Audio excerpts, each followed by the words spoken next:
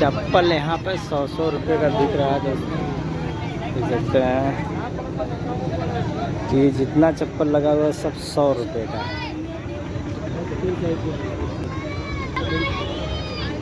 100 रुपये का चप्पल है और हम लोग चप्पल लेने के लिए आए हैं, वैसे डेली पहनने के लिए।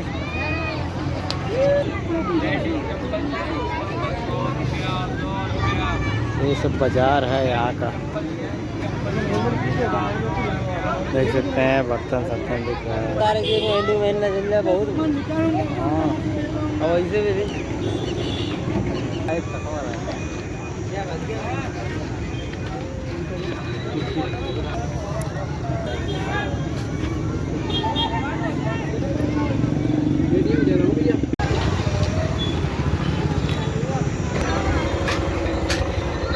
लगते हैं जूस पीने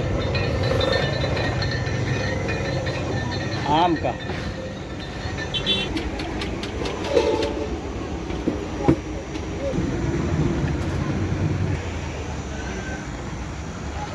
काको बनाएगी।